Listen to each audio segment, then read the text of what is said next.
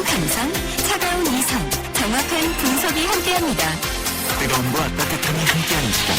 신일의 출발 새 아침. 신일의 출발 새 아침 3부 순서 시작합니다. 정부의 일방적인 개편 백지화에 반발해서 개성기획단 해체를 밝혔다. 이게 무슨 얘기인지 아십니까? 바로 건강보험에 관련된 얘기인데요. 어쨌든 부가체계 개편을 조속히 추진할 것을 촉구하고 나섰는데 이 건강보험료 부가체계 개선기획단의 가입자 단체 및 노동계 대표로 참여하신 분이 있습니다. 김태현 민주노총 정책연구원 연구위원이 바로 그분인데요. 자, 김태현 연구위원 연결해서 보다 자세한 입장을 들어보겠습니다. 김태현 위원님, 안녕하세요. 네, 안녕하십니까? 예, 이 건강보험료 부가체계 개선기획단, 그죠?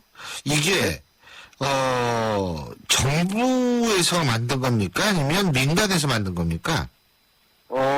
정부 주도로 해서 만들어지긴 했지만 위원들의 절대 다수는 이제 노사 그리고 시민단체 전문 연구자들로 구성돼 있는. 예, 어쨌든 정부 주도로 만들어졌다 이거군요. 예. 근데 이제 이거를 해체를 선언했다라는 것은 결국은 정부의 지금 입장에 반발한다 이 말씀이시죠, 그죠?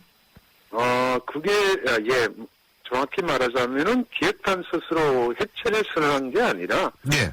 정부가 사실 그 건강보험 부가체계 개선을 백지화하겠다라는 것으로 인해 가지고 해체된 거나 마찬가지라는 것을 확인한 거죠. 근데 정부는 백지화라는 얘기를 안 하는 것 같은데요. 예, 그렇죠. 네? 지금 이제 백지화가 아니잖아요, 사실은. 이제 반발이 많으니까 백지화가 아니다, 단지 연기다 이렇게만 얘기하고 있는 연기죠, 그렇죠? 네. 연기면 언젠가는 하는 거 아닙니까? 예. 그리고 이게 사실 지금의 건강보험 체계로 봤을 때에는 언젠가는 안 할 수가 없는 거 아니겠어요? 안 할 수는 없겠지만 지금처럼 계속 시간을 두고 논의해보겠다, 아니면 현재 있는 걸 조금 고쳐나가겠다, 뭐 이런 식으로 얘기하면서 시간을 끌고 있는 거죠. 저희 기획단에 와서 정부 입장이 계속 그런 형식이었습니다. 예, 그렇다면 어쨌든 이 연기, 건강보험에 있어서의 이 연기, 이거는 뭐 백지화든 뭐든 간에 이 연기라고 얘기를 했을 때에 언젠가는 만약 하게 된다면 개성기획단 입장에서 볼 때에는 뭐 괜찮은 거 아닌가요? 아니, 하게 된다는 게 아니라 지금 현재 현행 부가체계가 너무나 많은 모순이 있기 때문에 예. 연간만 해도 6천만 건이 넘는 민원이 그 보험공단에 밀려오고 있어요. 대표적으로 이제 송파 세모녀 예. 살인사건 같이 돈도 없는 가난한 서민에게 이제 5만 원이 넘는 보험료가 부과된다든가. 예. 이명박 대통령 같으신, 전 대통령 같으신 수백억의 자산이 있어도, 그냥 가입자, 직장 가입자를 이렇게 둔갑시키면 2만 원밖에 안 낸다든가, 이런 식으로 이제 그 소득에 따라서 공평하게 부과되고 있지 못하다는 게 그 핵심적인 원인이죠. 예, 이명박 전 대통령 네. 같은 경우에는 월급도 대통령 시절에 안 받았고, 그리고 이제 본인에 있어서의 재산 상당 부분도 이제 재단으로 돌렸고, 그래서 얼마인지는 제가 잘 모르겠습니다만, 네, 네. 어쨌든, 이 사회적 상식에 어긋난 일들이 굉장히 많이 벌어지고 있는 건데, 예, 이걸 그런 바꿔야 되는데. 것들을 이제 고친다고 하면서 하나씩 시간만 끌면서 조금씩 이제 그거 하면은 이제 문제가 되는 거죠. 그렇군요. 현행 이제 보험료 그 지역가입자 소득 부과체계 같은 경우도 그렇고 재산 부과체계도 이제 굉장히 그 소득 역진적으로 구성이 되어 있단 말이죠. 예. 그러면 이거를 100등급이 있고, 예를 들어 소득 등급도, 예, 재산 등급도 100등이. 60등급이 있는데, 이걸 50등급, 30등급, 이런 식으로 시간만 가면서 조금씩 개선되는 것 같지만, 전혀 해결되지는 않고, 이렇게 되면은, 이제 국민적 불만이나 불신 이런 것들은 여전히 남게 되는 거죠. 근데 이렇게 연기가 될 거라고 예상을 하셨어요? 저희들은 그 정도까지는 예상 못했죠. 왜요? 왜냐하면은 거의 합의가 다 끝났고, 다만 이제, 정부가 이제 자신들의 그런, 그 현행 체계를 폐거해가지고 조금 이제 개선하는 안을 제출했지만 너무 문제가 많아가지고 이건 안 된다라고 얘기했더니, 그러면 이제 다시 좀 고민해서 전체회의에 올리겠습니다라고 얘기했거든요. 예. 그러면 이제 좀 시간이 지났는데, 이거 좀, 또 한 번 연기해달라 그러길래, 이건 좀 자기네들 안을 만들기가 좀 시간이 없어서 그러나 보다. 이렇게 했다가 갑자기 이제 난데없이 전면 백지화라는 것들을, 장관이 발표를 한 거죠. 근데 이렇게 그 정부가 이것을 연기하게 된 가장 중요한 이유 중에 하나는 결국은 연말정산 때문에 논란 문제 때문이다라고 얘기를 하는데 그런 거에는 동의하세요? 그보다는 이제 정부 스스로가 저기, 기획단에 와서 이제 기획단이 2년을 끌었습니다만은 한 7개월 동안 회의가 한 번도 열린 적이 없고, 안 열린 적도 있었고, 작년 9월에 거의 합의가 끝나고 보고서를 만들어야 되는데, 이것도 한 벌써 3개월 이상 지났고, 이런 보면은 2년 동안 중에 반 이상이 정부에 의해서 일방적으로 회의가 열리지 않은 적이 많았어요. 계속 이제 기획단 의견과 다른 고식적인 안을 어떻게 내볼까 이러면서 이제 보건복지부에서 하기를 해왔죠. 보건복지부. 예. 근데 물론 지금 보건복지부 산하에 예를 들면 보건사회연구원도 있고 산하 예. 연구단체가 있지 않습니까? 예. 거기하고도 많은 접촉을 해보셨습니까? 위원으로도 위원으로? 분들이 참여하고 계시죠. 그렇다면은 그러니까 다 당연하게 여러 이제 노사단체 의견과 뭐 그런 전문가의 의견들이 다 포함이 되어 있는 거죠. 이 논의안에는 현행 잘못된 체계는 안 된다. 뭔가 개선이 있어야 된다는 것은 다 동의를 근데 그 했고요. 개선이라는 게 사실 예전부터 필요성이 있었죠. 그렇죠. 예. 그러니까 그죠? 대통령 원래 공약에도 있던 아니고 그렇게 해서 이제 말하자면은 기획단이 구성이 된 거죠. 공약에 있었는데 예. 공약에 있었지만 실현할 마음은 없었다 보니까 계속 복심은 딴지를 걸고 또 계속 뒤에서 이제 흘러나오는 말은 복지뿐만 아니라 저 위에 있는 뭐 청와대에서 이 안을 좋아하지 않는다 이런 얘기들이 계속 이제 흘러나와요. 근데요, 제가 한 가지 여쭤볼 것이 노무현 정권이나 김대중 정권 때도 사실은 이것을 손을 봤어야 되는 거 아닙니까? 그때도? 그거는 그죠? 두말하면 근데 잔소리죠. 그때도 손을 못 댄 거 아니에요? 그렇죠? 예. 근데 그때 그러니까 소위 말해서 약간 진보적 성격을 띠고 있는 정권 자체도 손을 못 댔는데 지금 손을 대려고 그랬는데 그 시도 자체는 그럼 좀 인정을 해줘야 되는 거 아닙니까? 그러니까 참여를 한 거잖아요. 예, 그리고 그죠. 김대중 정권은 어떻게 보면은 이제 건강보험 통합이라는 것이 가장 우선적인 업무였기 때문에 이 부가체계를 통일시키다든가 이런 고민들은 하지 못한 거고요. 결국에는. 예. 노무현 정권 때는. 노무현 정권 때는 뭐 이제 도식적인 그거에 끝났고 말하자면은 이제 제대로 못했다라고 얘기를 할 수는 있겠죠. 그러니까 이게 그만큼 어려운 문제라는 거 아니겠어요? 언젠가는 해야 문제죠. 되지만. 오래된 문제죠. 예. 오래된 문제인데, 말하자면은 공약으로 내걸고 기획단까지 꾸렸으면은 빨리 이 부분에 대한 원칙과 내용을 정해서 결정을 해야 되는 부분이고, 예. 번째는 이 개선 기획단은 복지부가 주도를 해서 만들었지만, 어쨌든, 민관이 같이 모여있는 위원회입니다. 예. 복지부가 자신들이 불리할 거라는 생각하에 만들어진 위원회를 일방적으로 위원들하고 상의도 없이 그냥 전면 백지화라든가 해체를 한다는 것은 제가 여러 정부위원회에 참여해봤습니다만은 이렇게 있을 수 없는 이제 말하자면 폭거죠.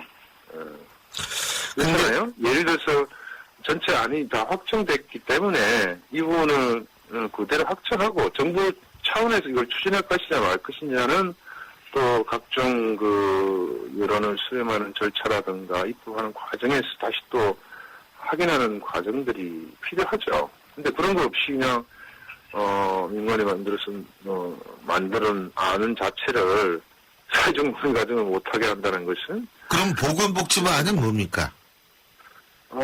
보건복지부는 여기 들고 나온 것도 보면은 굉장히 위원들한테 이제 야단을 맞는데 상당히 많은 뭐냐면 현행의 지역가입자 보험료 중에서 소득보험료 같은 경우에 100등급이 있고 가장 낮은 저소득자는 자기 소득의 14.6%를 내요.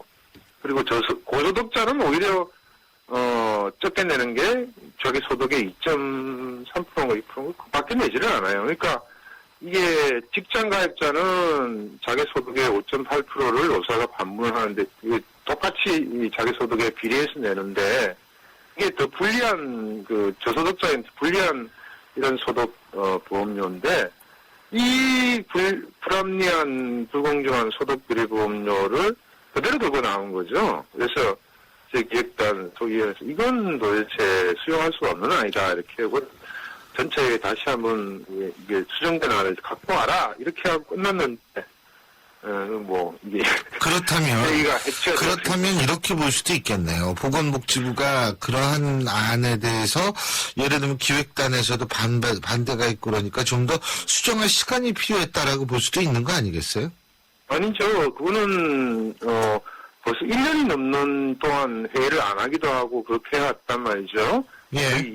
2년이 넘는 동안 이제 이 논의를 해왔던 거고요. 그러면 정부는 계속 자기 안을 말도 안 되는 안을 계속 그대로 들고 나오고 그러면서 이제 야단 맞고 그러면 자기들이 그렇게 다듬은 안을 모든 회의에서 보면은 정부가 가장 많은 자료를 가지고 있어요. 다만 이것이 방향이 옳으냐 마냐의 문제인데 이 부당하고 불합리한 불공정한 안을 그대로 들고 나왔다는 것 자체가 사실은 제가 보기엔 문제가 되고 근데 어쨌든 지금 발표는 안 된 거 아니에요. 그죠? 예. 이게 이제 연기가 된 거고, 이렇게 된 건데, 그렇다면은 앞으로 이제 정부 같은 경우에는 내년에 이거를 연기해가지고 하겠다. 그러면 내년까지 기획단을 계속 꾸려가면서, 정부를 설득하든지 뭐를 해야지. 그게 맞는 거 아닙니까? 이렇게 이 보건복지부 아니, 이거 엉망이다. 모르겠다. 니네 맘대로 하셔. 이거는 사실 좀 이것도 역시 올바른 태도가 아니라는 지적이 받을 가능성은 없다고 보세요? 벌써 올해가 집권 3년 차죠. 예. 그렇죠? 이 대통령 공약으로 제시된 에 따라서 만들어진 기획단이고, 이 기획단에서 무려 2년이 넘는 시간 동안 논의를 해서 확정된 안이에요. 이걸 연기한다면, 누가 봐도 그러니까 지금 우리 선생님 말씀은 개편 작업이 재개될 가능성은 없다고 보고요. 기획단 안을 그대로 정부가 받아들이지 않아서 지금 문제라는 말씀이시잖아요. 아니, 정부의 시행은, 예를 들어 시행할 때 여러 가지 논란이라든가 방향에 문제가 있거나 이 단계에 문제가 있으면 그런 것들은 수정할 수가 있어요. 예. 그렇잖아요. 예. 근데 이거 자체가, 말하자면 세상에 태어나지도 않는데 어떻게 싹을 틔우겠어요. 그렇죠. 그러면, 예를 들어서 시뮬레이션도 다시 하고 그래야 된다라고 이제 정부가 얘기를 했잖아요. 예. 그건 이제 다시 논의를, 처음부터 다시 2년 동안 했던 걸 원점에서 다시 해야겠다는 거면, 올해 시작한 것도 아니고 내년에 다시 시작하겠다는 거면, 다시 1년 이상을 또 허비를 해야 돼요. 그러면 집권 5년 차가 되는데 어떻게 다시 시작한다는 거예요? 그건 누가 봐도 여태까지 정부는 뭐 했느냐? 그죠? 네. 이런 말씀이시죠? 지금까지 2년 동안 논의해서 합의된 안을 무로 돌리고 다시 처음부터 내년에 시작하겠다 그러면 그건 누가 봐도 안 하겠다는 얘기죠. 글쎄요, 그걸 아직 단정지어서. 하겠다는 걸 외교적으로 고상하게 표현한 거잖아요. 글쎄요, 그거는 모르죠. 또 하게 될지. 왜냐하면 정부가 분명히 연기라고 얘기를 했으니까 그건 아직 모르는 거고. 그리고 말씀드렸듯이. 예. 기획단은 스스로 운영한 논의가, 체계가 있는데, 거기 와서 이렇게 됐으니까 못하겠습니다라고 얘기를 해서 위원들이 전체 논의해서 결정하면 몰라도, 그렇잖아요? 회의를 하기로 한 위원회가 있고, 회의 자체를 정부 논의에 의해서 연기해달라고 연기를 해줬는데, 네. 갑자기 기자실에 나타나서 이 회의는 끝났다, 백지하다라고 발표하는 게, 그게 어디 회의에 있는 그 건강보험에 있어서의 어떤 일이죠. 개혁의 뭐 연기든 뭐든 간에 네. 여기에 대해서는 여론이 상당히 안 좋은 건 사실입니다. 그거는 뭐 사실인데 실제로 지금 우리가 해야 될 건 그러면은 당신네들 왜 연기했어? 왜 백지화했어? 이런 것보다는 진짜 연기로 만들어서 내년이라도 좀 나오게끔 잘 만들어야 되는 것 아닌가. 이게 하나의 해법 아니겠습니까? 연기가 아니라 이 논의를 공론화해달라는 거죠, 저희들은. 그러니까, 기획단이 백지화됐거나 뭐 이런 걸 중요하다고 생각하지는 않아요. 아니, 우선 기획단 문제가 아니고요. 해체됐다는 것은 정부가 해체를 시킨 거죠, 백지화. 그 1년 후에 다시 그거는 만들어질 수밖에 없는 건데, 그 얘기가 아니라, 지금까지 논의된 2년 동안 논의된 내용이 있는데, 그것을 정부가 좀 살려달라, 이런 얘기죠. 예, 잘 알겠습니다. 오늘 말씀 여기까지 듣겠습니다. 고맙습니다. 네. 예, 지금까지 건강보험료 부과체계 개선기획단의 노동계 대표로 참여한 김태현 민주노총 정책연구원 연구위원이었습니다.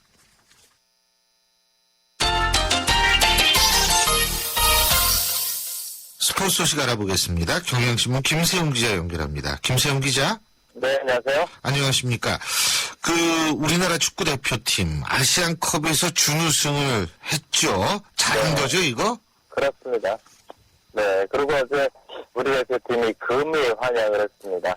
그 장면을 보면서 브라질 월드컵 끝나고 들어왔을 때, 그때 우리 대표팀이 엿세례를 받았고요. 예. 그래서 팬들한테 좀 좋지 않은 플레이를 보여서 거기에 대해서 아주 인사를 좀 쓰디쓴 환영 그 인사를 받았었는데요. 그게 반년 만에 바뀌었습니다. 우리 대표팀이 호주하고 결승전에서 연장까지 가는 접전을 했지만 2대1로 졌어요. 그리고 전우승에 머물렀고 어제 귀국을 했습니다. 귀국하는데 취재진도 아주 많이 나왔고 많은 팬들도 나왔고 해서 따뜻한 환영을 이제 했고요. 예. 말씀하신 대로 우리가 좋은 성적을 냈고 예상 외로 성적이 좋았습니다. 예. 우리가 이번에 이동국이랑 김신혁도 빠지고 유로파 선수들도 도중에 이청용, 구자수련 선수들이 전력 이탈을 하면서 어려울 것 같다. 그리고 아시아권에서 우리가 지금 피파 랭킹으로 3위거든요. 예. 그래서 한 4강 정도만 간다고 하면 괜찮을 것 같다. 이런 우리가 예상을 했는데요. 우리가 결승까지 올랐고, 그러니까 비록 결승에 졌지만 27년 만에 준우승이란 아주 좋은 성적표를 갖고 어제 돌아왔습니다. 이번 아시안컵은 우리 대표팀 입장에서는 잃을 게 없고 얻은 게 많은 그런 대회입니다. 예. 브라질 월드컵에서 부진한 거를 우리가 이번에 이제 준우승으로 하면서 많이 씻었고요. 그리고 우리 선수들이나 감독에 대해서 많이 떨어졌던 신뢰감도 이번에 회복을 했고, 특히 우리 슈틸리케 감독이 상당히 잘하고 있고요. 그게 단기적이면 일단 성과가 좋게 나타나면서 슈틸리케 감독에게서 히딩크 감독의 향기가 난다. 이런 평가들이 나올 정도로 감독에 대한 믿음이나 이것도 상당히 강해졌습니다. 네, 냉정하게 보면 우리 대표팀의 경기력이 좋지는 않았습니다. 예. 그러니까 일단 운도 좀 따랐고 우리 선수들이 플레이보다는 정신적인 면에서 단결로 열심히 뛰고 하면서 거둬낸 준우승이니까요. 시간이 지나면서 이제 월드컵 예선이 올해 말부터 시작이 됩니다. 아, 벌써 그러니까 그렇군요. 네. 공천 시기하고 똑같네, 월드컵이. 예, 네. 공천이 올해 말부터 보통 이제 들어가거든요. 예, 내년에 총선 있지 않습니까? 그러니까 예. 월드컵 2014년 월드컵 끝난 지 얼마 안 됐는데 벌써 1년이 다가가고 있고요. 예선을 시작을 해야 되니까 예. 그때부터 경기력도 조금 더 좋아졌으면 좋겠고요. 대표팀 이제 감독이 대회를 치르고 하다가 경기가 안 좋을 때, 성적이 나쁠 때 이럴 때 있습니다. 그때 우리 팬들도 이번에 그 기쁨을 기억을 하면서 예. 조금 더 기다려주고 신뢰를 보여주는 자세가 필요한 것 같습니다. 그렇군요. 아니, 벌써부터 어제 일요일이었었잖아요. 네. 슈틸리케의 리더십이 어떻게 정치권에 투영됐으면 좋겠냐. 많은 기자분들이 여기에 궁금하시는 걸 보고서, 야, 히딩크만큼 슈틸리케가 떴구나. 이런 생각이 들었어요. 예. 아니, 근데 좀 냉정하게 보면요. 예. 조별리그에 우리 대표팀의 경기력이 안 좋았잖아요. 예. 그때 비난이 상당히 거셌습니다. 그게 불과 3주 전입니다. 그리고 그때는 정말 슈틸리케가 수틀렸냐 뭐 이런 식의 표현도 쓰고 하면서 감독이나 대표팀 경기력에 대한 비판이 쏟아졌는데 이게 준우승이랑 성적표가 딱 나오니까 온데간데 없이 사라졌어요. 그게요. 보면은 감독의 지도력이나 우리 선수의 플레이나 이런 게 조금 빠지긴 했지만 엄청나게 조별리그에서 하고 이번이 다를 만한 그런 건 사실 없었거든요. 이게 성적에 좀 연연하는 것도 있고 또 감독에 대한 평가도 지금 뭐 히딩크까지 거론하면서 비교하기보다는 시간을 조금 더 갖고 이제 월드컵 예선까지 지켜봐야죠. 그거 아주 중요한 말씀이십니다. 뭐냐면 우리나라 사회가 과정은 중요시하게 생각하지 않고 결과 가지고 자꾸 평가를 하거든요. 네. 이거 사실 건강하지 못한 사회의 증표인데 이것도 똑같이 되는 건 그건 좋은 게 아니죠. 맞습니다.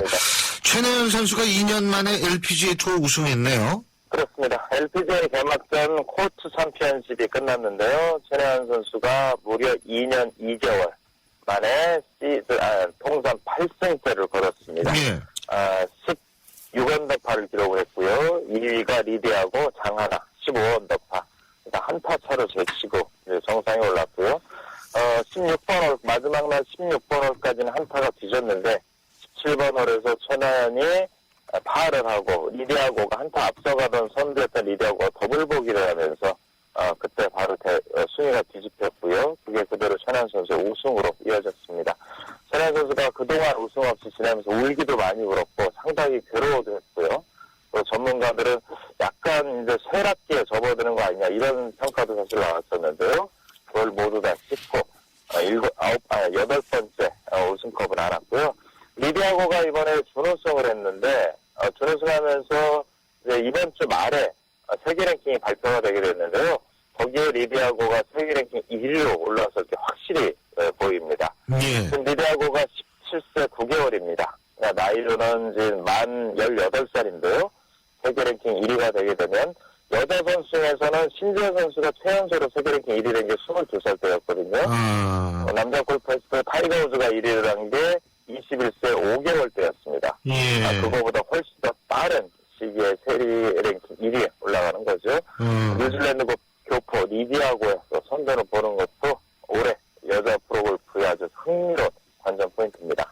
예, 잘 알겠습니다. 오늘 소식은 여기까지 듣겠습니다. 고맙습니다. 네, 고맙습니다. 예, 지금까지 경향신문 김세훈 기자였습니다. 차오가 같아 2588 대리운전 2588 좋아요. 대리운전입니다. 역삼동에서 일산이요. 2명 필요하시다고요? 일용이와 홍제동 김수미 보내라고요? 네, 차오로 찾아서 연락드릴게요. 차오로 정렬 2588 신율의 출발새 아침 3부 순서는 여기까지입니다. 잠시 뒤 4부에서 뵙죠. 요즘 유행하는 유태인 학습법에 하부루타라는 말이 있습니다. 두 사람이 짝을 이뤄 학습하는 옛 유태인 학습 방식인데요. 서로 짝을 지어 대화하고 풀어보는 방식으로 어려운 것들을 하나하나 해결해 나가는 거죠. 그렇습니다. 어떠한 어려움도 함께하면 충분히 극복해 나갈 수 있다는 믿음이죠. 올해는 우리 이웃들의 무거운 짐들 우리가 조금씩 함께 나눠들면 어떨까요? 대한민국 모든 이들의 얼굴에서 미소가 지워지지 않도록 2015 YTN 라디오 연중기획 함께 들어요 대한민국. 올 한 해 동안 청취자 여러분과 함께 들고 함께 귀 기울이겠습니다.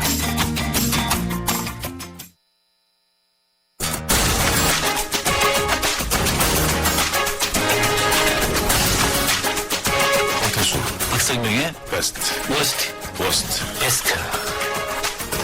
예, 신율의 출발새 아침 4부 순서 감격스럽게 시작을 해보겠습니다. 모처럼 만에 이게 매끄럽습니다. 매끄럽게 딱 됐네요. 예.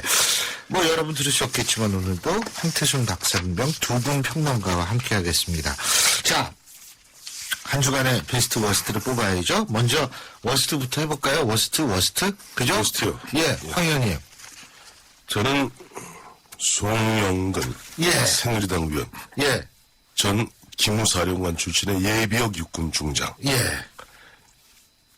아시죠? 아가씨. 하사관 아가씨. 하사관 아가씨. 예. 그리고 40대 여단장이 외박을 못해서, 외출을 못해서 성폭행을 했다.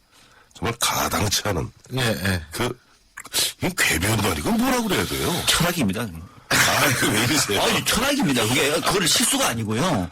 대통령은, 적어도, 삼성 장군의 현역 국회의원이 이런 정도 얘기한다는 건 오늘 얘기 나오다가 중간에 실현한 것이 아니고 지금까지 살아왔던 당신의 군 생활에 대한 철학이에요. 이것이 밖으로 드러났을 뿐이에요. 이거를 실현이라고 저는 절대로 보지 않습니다. 아니, 본인은, 예. 그러니까 이제 그 지휘관들의 환경을 이렇게 좋게 만들기 위해서 그랬다라는 것이 이제 만들자는 취지에서 그런 발언을 했다라는 거죠. 그걸 개변이라고 얘기하는 아니, 겁니다. 환경을 어떻게 좋게 만들어요? 그러니까 외박도 좀 하고 스트레스 적게 아니. 받고 이렇게 만들자는 거겠죠. 아니, 원래 군인이란 직업 자체는요, 고도의 스트레스에 목숨 걸고 나라지키는. 아니, 저도. 왜 이러세요? 아니, 그러니까 20대 장병들은 그럼 어떡하냐 이런 생각이 들더라고요. 아니, 그 얘기를 그리고 들어보니까. 여단장님 대령인데, 대령이고 보면은 자기의 어떤 자기의 사정 때문에 모르겠어요. 부인하고 떨어져 사는지 모르겠지만은, 통상 보면 제가 알기에는 요즘 우리 군 굉장히 많이 개선돼 갖고 웬만한 좀 부사관들 중사 이상 되면요. 보면 다 회사라 그래야겠네. 아예 군대에서 나와요. 이 조그마한 가족들 수의 아파트도 예, 그렇죠. 관사에 나오죠. 관사 다 나오고 하는데 아니 보면 자기 그러고 필요해서 보니까 참 황 의원님도 최근에 아드님 두 분 다 군대 보내셨었죠. 갔다 왔어요. 네, 예, 네. 그러니까 이걸 보면서 기도 안 막히다 하는 얘기가 드는데 보면 국방위원 즉각 사퇴하라는데 예전에 저는 새누리당이 이럴 때 좀 요즘 박근혜 대통령 마침 오늘 보니까 생일이더라고 63회. 아, 그렇구나. 생일이에요. 오늘 예. 63회 생일인데 아유, 생일 축하드립니다. 예, 이 여성 대통령을 갖다가 대통령 모시고 있는 집권당에 그래서 국회의원이 예비역 육군 중장 이 말이 안 나와요. 하도 예비역 예. 이런 얘기 하시면 전직 기무사령관 출신에 저는 그것보다도 앞서 제가 왜 차이다라고 감히 말씀을 드렸냐면은 송영건 의원이 군에 있을 때 정도의 대한민국의 군사 또는 병영 문화가 저는 이랬다고 봅니다. 왜냐하면은 지난해 10월에 국정감사를 할 때 깜짝 놀랄 일들이 있었습니다. 그때 국군기무사령부와 관련해서 군사법원, 군검찰 관련돼 있는 수사가 어떻게 결론이 되는지를 나온 자료를 보니까 2009년부터 14년까지 61명이 성추행, 성폭행도 수사를 받았어요. 61명이요. 실형받은 사람이 몇 명인지 아십니까? 61명 가운데 실형을 받은 사람이 한 명도 없습니다. 그렇죠. 예, 한 명도 없어요. 한 명도 없어요. 대부분이 61명 가운데 26명만 재판에 회부돼서 집행유예, 벌금, 선고유예, 나머지 35명은 불기소 처분. 이게 군 자체가 성문제에 대해서만큼은 너무너무 손방망이에요. 왜 그러느냐? 송영건 의원 같은 문제 당시에 국군기본사령이 있는 거예요. 뭐가 그게 큰 문제가 아닌 거예요. 외박 못 나가서 그래 된 것이지, 외박 처주 뭐라면 될 것이지, 뭘 그걸 처벌하느냐고.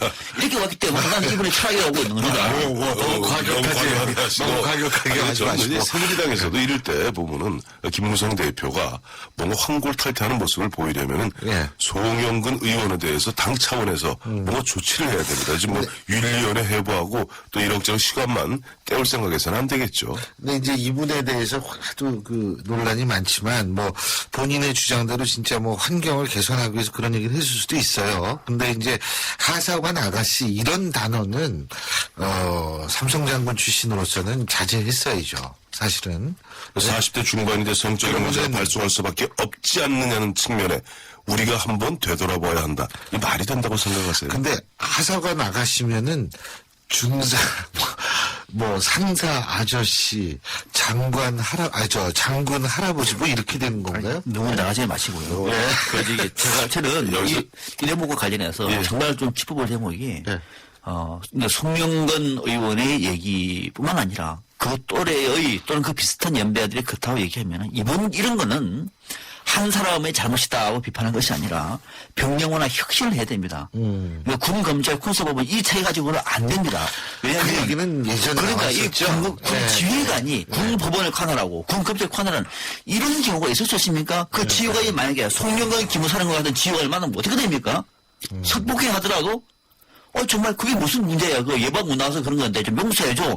그래 집행유예 이렇게 끝나오지 않았습니까? 지난해 국정감사 자료가 그렇잖아요. 그러니까 이걸 우리가 구조적으로 파악을 할 문제지 제가 오버한다고 생각하십니까? 아니요. 근데 이번에 송영근이 아까 좀 병영문화에 말씀하셨는데 그 이야기한 국회 군 인권 개선 및 병영문화 혁신 특별 위원회 회의 자리여서 그러니까 더 기가 막힌다는 얘기예요. 예, 알겠습니다. 자, 송영건 의원, 뭐, 본인도 이렇게 해명을 하고 또 본인이 군 혁신 그 위원회 거기에서 사퇴를 하고 했으니까, 자, 일단은 뭐, 본인의 얘기를 한번 믿어보고요. 자, 박 박사님의 워스트는? 대통령의 시간. 그 어느 대통령 얘기하시는 거예요? 책 이름입니다. 이명박 대통령의 이명박 전 대통령의 전 예, 대통령의 시간이었습니다. 대통령의 시간. 화제가 되고 있습니다. 오늘 공식적으로 출간을 한다 그럽니다. 책이 좀 나왔습니다만, 저는, 사실 거예요? 읽어봐야죠. 읽어봐야죠. 평론을 하는 사람이 그렇죠? 읽어봐야죠. 읽어봐야죠. 전 읽어봤어요. 파일로 된 거? 파일로 된 거 말고 지난 금요일 날 이미 김두 기자들에게 넘어왔습니다. 기자들에게 쭉 나눠줬어요. 그래서 저도 하나 이렇게 기자인 척하고 하나 얻었습니다. 아, 그러셨구나. 근데 그거 참, 그 마케팅 차원이지 뭔지, 이게 쫙 논쟁이 된 다음에, 이게 책이 딱 출간이 되면 많이 사잖아요. 그러니까 대통령의 책이니까 뭐 논쟁이 될 수밖에 없는 것이고, 저는 그것보다도 이 책 내용이 갖고 있는 것이 무슨 메시지를 갖고 있는 것인가. 극히 저는 어느 여야 또는 박근혜 정부한테도 별로 도움이 되지 않는 내용들이 상당히 많다. 그럼요. 또 하나가 타이밍 왜 하필 지금이냐.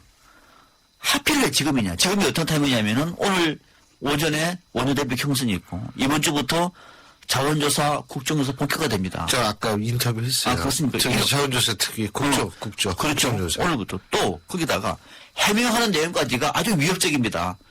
그거 가지고 그래 우리 2년 뒤에 아주 민감한 정치적인 얘기도 다룰 수 있어. 자, 이런 거를 볼 때, 정치 세력화는구나. 대통령의 회고록을 중심으로 해서 현 정부가 출범한 지 아니 이제 겨우 2주년, 3년 차를 맞는 겨우 타이밍에 반이에요. 그러면 겨우 2주년이라죠. 이제 이 책을 내가지고 뭘 얻겠다는 것인가 생각해볼 때 어떤 면에서도 이거는 반칙하지 않다. 뭐 내용은 천천히 훑어보겠습니다만은 그래서 워스트를 꼽은 겁니다. 저는 한 3분의 1 정도 읽어봤어요. 이렇게 필요한 부분 찾아서 읽어봤는데 왜 지금이냐는 부분에 대해서 저도 이제 일정 부분 동의하면서도 조금 생각을 달리하는 부분이 있는 게 사실 준비하는데 뭐 작년 원래 11월 달에 내기를 했다고 그러잖아요. 근데 물론 작년 11월이나 지금이다. 아니 그게 차이가 있어요. 그러니까 작년 10월 11월하고요. 지금 올 2월하고 하늘과 땅입니다. 우선 박근혜 대통령의 지지율이 반토막이 났어요. 지난해 만약에 11조 넣었으면은 박근혜 정부도 상당히 유효한 그때가 뭐냐면은 청와대 문건 파동이 아주 문건 파동이 11월 28일 나왔어요. 완전 국민을 덮어버리는 거죠. 근데 11월 28일 나왔는데 이른바 정인의 문건, 이른바 정인의 문건이 나오고 11월 28일부터 12월 한 달 또 1월 거의 뭐 사실 죽을 수다시피 하지 않았습니까? 그런 상태에서 박근혜 대통령 지지율 토막이 났는데, 반토막이 났는데, 마치 아까 우리 말씀해 주신 대로 오늘부터 자원외교 국정조사 시작되고 이제 증인 채택 문제 이제 본격 거론되는 시점에서 딱 나오다 보니까 의도가 있는 거 아니냐. 또 보면 특히 대북 문제 관련해서는 이른바 지금 참여정부 시절에서 또 그 앞서 국민의 정부 시절에서 참여했던 분들이 보기에는 이 아저씨가 왜 이런 얘기하지?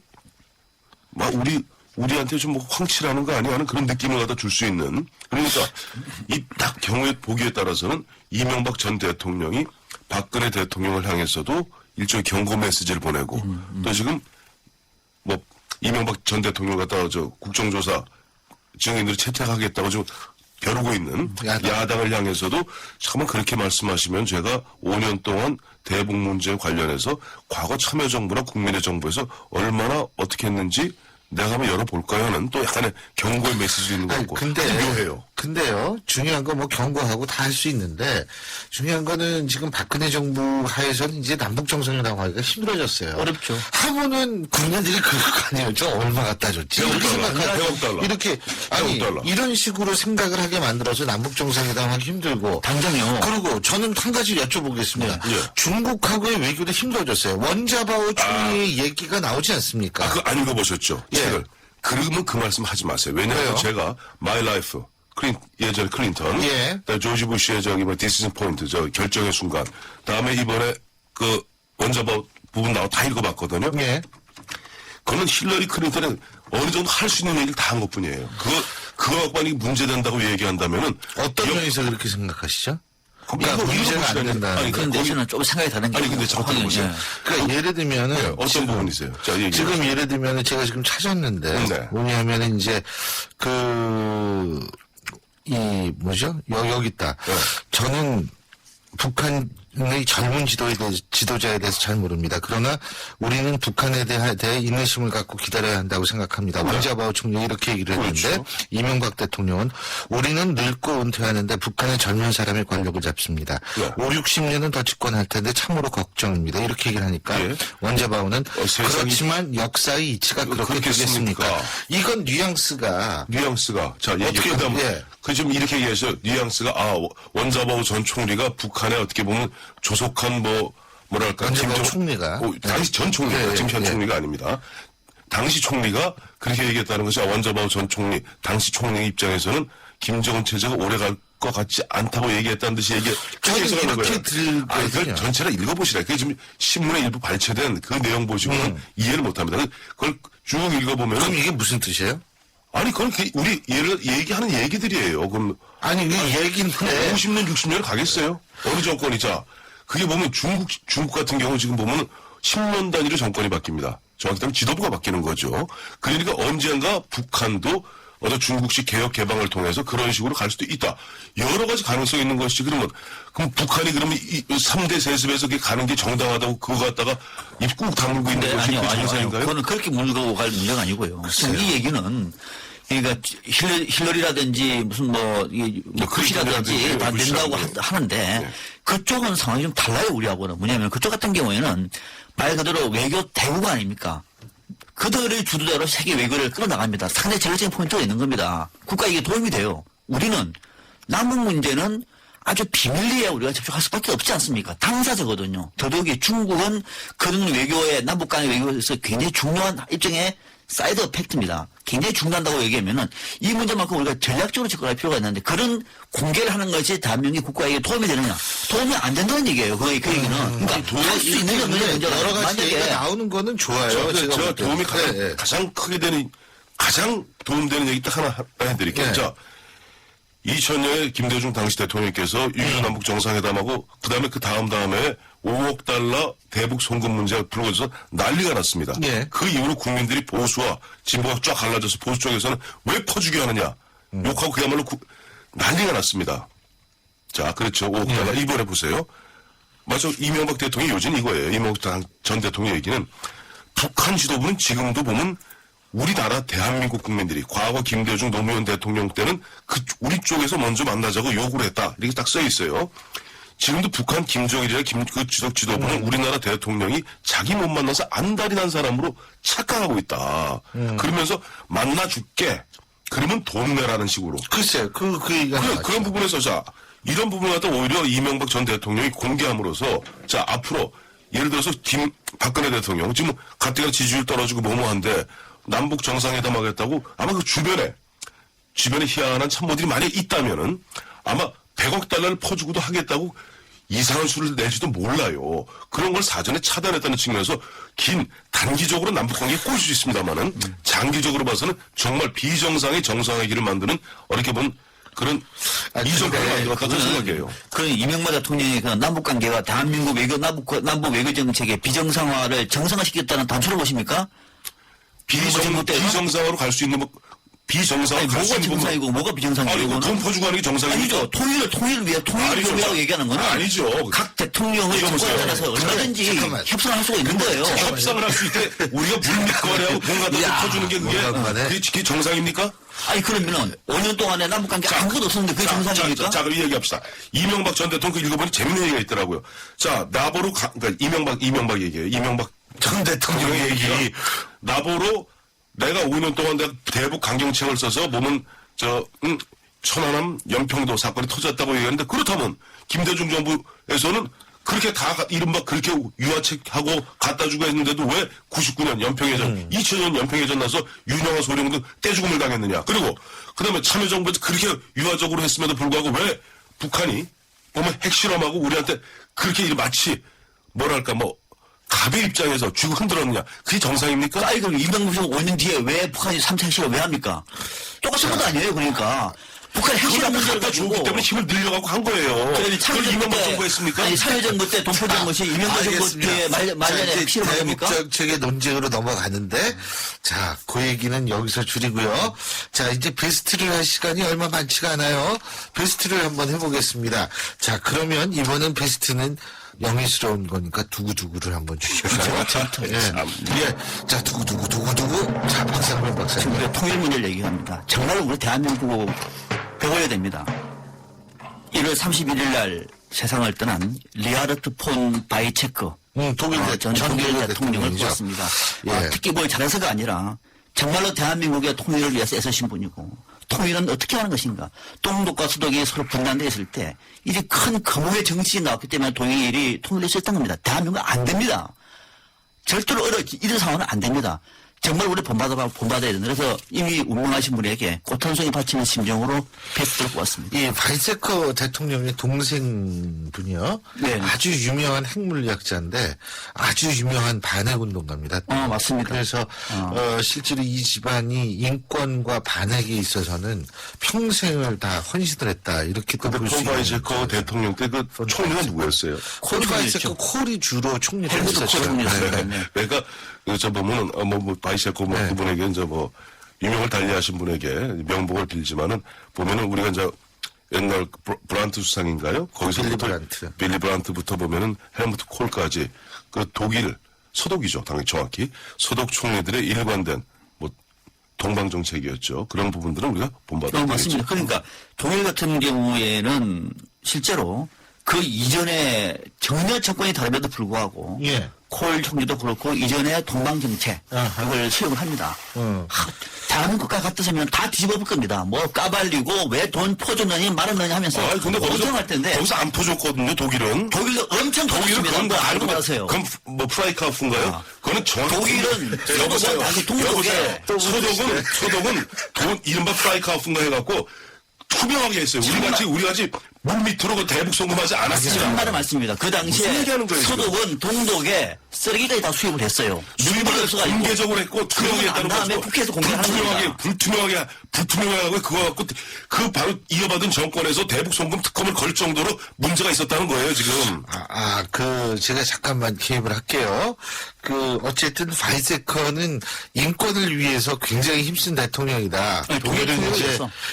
인권 문제에 있어서는 특히 이제, 이 나치 문제요. 그러니까 이 인종 문제 그리고 소위 말하는 어떤 그런 문제에 대해서 독일은 특히 통일에 대해서는 평가는 그러니까 제가 얘기하는 건 바이세커가 통일에 노력해낸 이 평가가 아니고 통일에 대한 시각은 우리가 생각하는 거하고 좀 다를 수 있어요. 독일 내부에서의 통일에 대한 시각은. 근데 어쨌든 바이세커는 훌륭한 대통령이었다.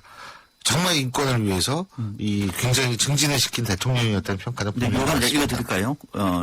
1985년 서도의회 연설 때문에 아마 세계적으로 유명한 대통령이 됐습니다. 그때 연설 내용을 읽었습니다. 그때 2차 대전 종전 40주년 기념 연설을 제가 적어왔습니다. 나치 독일의 부끄러운 과거사를 직시해야 한다. 누구든 과거사에 눈을 감은 것은 현재도 제대로 볼 수 없는 것이다. 독일인들은 꾸밈이나 왜곡 없이 현실을 직시해야 하며 과거를 보지 못하면 화해할 수 없다. 종전은 독일에도 자유의 날을 의미한다. 이 얘기를 그대로 일본한테 좀 전달해주고 싶어요. 맞습니다. 네. 일본 진짜 바이세커의 한 10분의 한 200분의 1만 쫓아갔으면 좋겠어요. 아베가. 1000분의 만분의 1. 만분의 맞습니다. 자, 황 의원님 베스트. 자, 두고두고 주십시오. 시간 얼마 없죠. 괜찮아요. 말씀하십시오. 저는 서울 고등법원 형사 29회 민중기 수석 부장판사를 베스트로 꼽았습니다. 왜요? 좀 전 누군지 세간에는 잘 안 알려졌어요. 예, 누군지 모르겠네. 지난주에 보면은 민 수석 부장판사가 이른바 그 전두환 특별법 있죠? 전두환 추징법. 이게 보면 정식 명칭이 좀 길어요. 공무원 범죄에 관한 몰수특례법인데 그게 박근혜 대통령 출범하자마자 국회 여야 만들었는데 그 핵심이 뭐냐 하니까 이게 구조 2항 만들었는데 범인 외의 사람이 불법인 사정을 알면서도 취득한 불법 재산에 대해 별도의 재판 없이 검사의 판단만으로 추정할 수 있다는 것이 는 위헌의 소지가 있다고 수석 부장판사가 헌법재판소에 이걸 갖다 한번 가려달라. 저는 그래요. 전두환 전 대통령에 대해서 밉고 그 사람이 죄를 밉더라도 법치를 흔들면 안 되거든요. 그런데 여기 보면 무죄 추정의 원칙이라든가 우리 통상 얘기하는 그 다음에 적법 무죄 추정의 원칙, 그다음에 이제 국민재산권, 법관의 양형 결정권, 뭐 이러한 부분들을 갖다가 그야말로 검찰들이 좀 뭐랄까 행정 편의주의로 그 당시에 분위기를 틈타서 법 체계를 흔들었다는 예. 부분에 대해서 그런 얘기들이 논란이 있었거든요. 예. 그것을 헌법재판소에 한번 이것이 위헌 여부 소지를 갖다 가려달라 하고 제청한 민 판사를 갖다가 베스트로 꼽았습니다. 예. 좀 별로 공감이 안 가는 부분이 안 가죠. 전두환 전 대통령이니까. 부분인데. 이게, 전두환 이 한 사람의 문제가 아니라니까요. 전두환 전 대통령 한 사람 때문에 앞으로 공무원들이. 아니, 수많은 그것보다도 이 요즘 얼마나 패스트를 뽑은 사람이 없으면 그렇게 거의 동의하는데 앞으로 저 공무원들이 검사가 재판장의 결정도 없이 자기 멋대로 흔한 얘기, 뭐 이런 표현에서 좀 그렇습니다만은 검사의 자의적으로 사람의 어떤 재산권을 갖다 자기 멋대로 쥐락 펴락할 수 있다는 것은 정말 위헌의 소지가 있거든요. 이 부분을 얘기한 것이 그 사람이 할 수 있는 힘은 민 국민의 주권으로부터 나온 것이기 때문에 아니죠. 대한민국의 주권이 반영됐다고 얘기하면 뭐 괜찮은 거죠. 한번 파봅시다 그러면. 이게 지금 전두환 전 대통령 때문에 그러시는 거죠? 그렇죠. 네. 여보세요. 법은 이거 보편성이 있어야 되고 예측 가능성이 있어야 되는 거예요. 그래서 이런 부분에 대해서 법은 특수성도 있는 겁니다. 아니죠. 큰일 날 얘기입니다. 법의 특수성에서 큰일 납니다. 특수성 뭐하러 만듭니까 그거는? 아니죠. 특별법도 그 법 자체 이름 자체가 아니, 그러니까 특별법이지. 특별법도 있는 거죠. 그것이 보편적이고 예측 가능해야 되는 거예요. 자, 잠깐만요. 3634님, 이런 말 해도 될지는 모르겠지만, 세 분 너무 귀여우십니다. 방송 끝나고 괜찮으신 거죠? 아, 괜찮죠? 아, 귀엽다고 그러는데, 뿌잉뿌잉이네요, 그러면. 예. 자, 오늘 두 분 말씀은 여기까지 듣겠습니다. 오늘 두 분 감사합니다. 고맙습니다. 예, 지금까지 황태순, 박상병 두 분의 워스트 베스트였습니다. 해피 쉐리 유니어 온 가족이 모이는 설 연휴 쉐보레와 함께 기분 좋은 기성길 되시라고 2월 한달 쉐보레를 구입하는 모든 분께 최대 120만 원의 풍성한 할인 혜택을 새해 선물로 드립니다. 전시장 및 홈페이지 참조 일부 최종 제외. Chevrolet, find new roads. 16일 출발 새 아침 저희가 준비한 순서는 오늘 여기까지입니다. 오늘 다시 월요일이죠. 이번 한 주 여러분 힘찬 일주일 되시기 바라겠고요. 저는 내일 오전 7시 15분에 여러분 다시 찾아뵙겠습니다. 고맙습니다.